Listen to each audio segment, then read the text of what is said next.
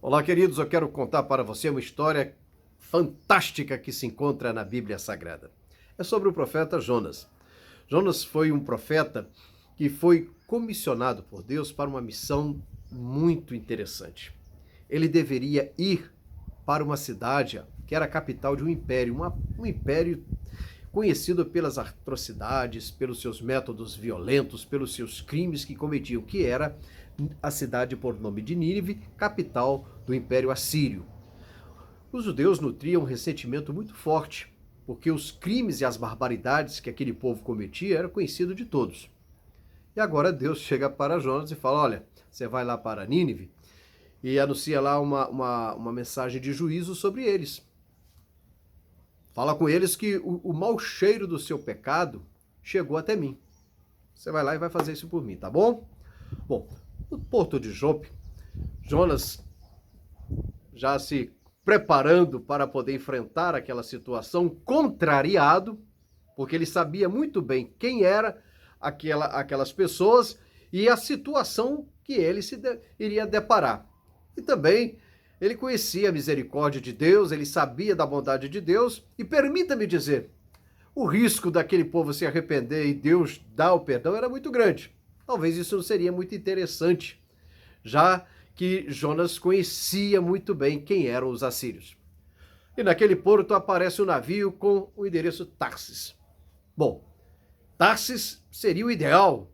E o que Jonas, sem titubear, entra para aquele navio, desce para o seu porão, o navio zarpa e ele faz o quê? A direção oposta àquilo que Deus havia lhe ordenado. Vai passando o tempo, vem uma tempestade, o navio já em alto mar, e de repente aquele navio começa com risco de naufragar, de ir a pique, e a sua tripulação em pânico, e vai daqui, vai dali, descobre que Jonas era o causador de tudo aquilo. O que eles fazem? Jogam Jonas no mar, e vem lá um grande peixe, e, engole Jonas. Bom, no ventre daquele peixe, lá no estômago daquele peixe, Jonas começa a orar a Deus, Senhor, tem misericórdia e tal, faz uma oração bonita e... Sabe o que acontece? Aquele peixe muda a direção. Se Jonas estava fazendo uma direção oposta à vontade de Deus, ele conduz Jonas para a posição que ele deveria estar, para que ele fosse cumprir a sua obra, a obra do Senhor que o Senhor lhe havia entregado.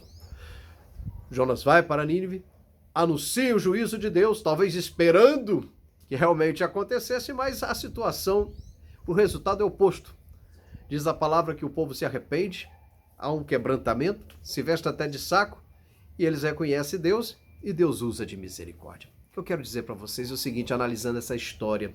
Primeira coisa, Deus tem chamado a todos nós para uma determinada obra. Evidentemente que não será igual. Cada um tem uma vocação. A Bíblia diz que uns chamou para mestres, outros para pastorear, enfim, cada um tem uma chamada.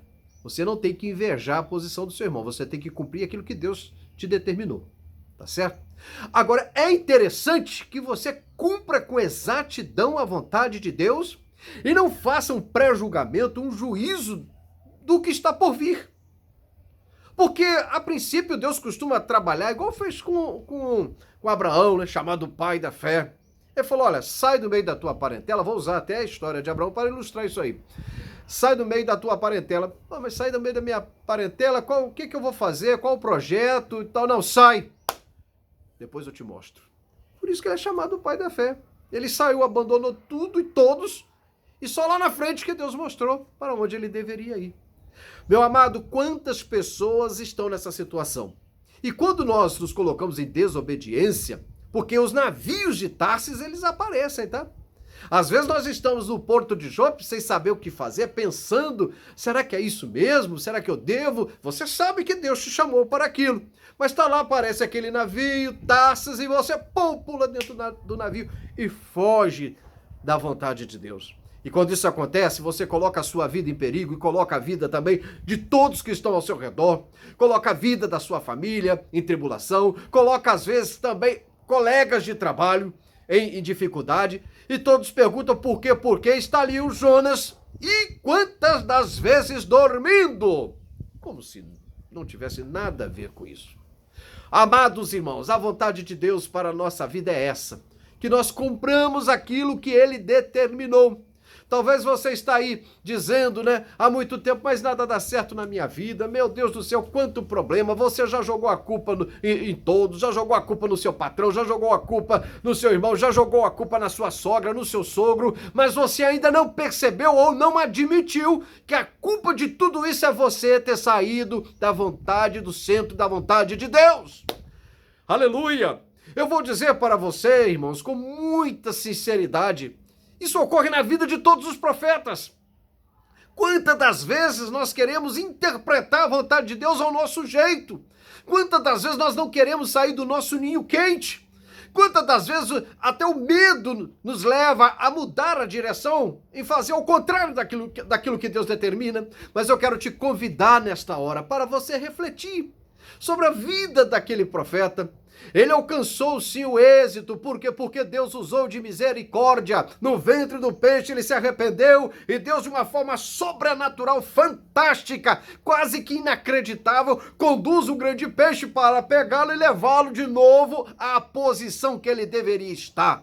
Olha, eu não sei se você vai ser engolido por um peixe, mas eu quero te dizer uma coisa: se você se arrepender e se recolocar na presença de Deus, falar, Deus, eis-me aqui, alguma coisa vai acontecer.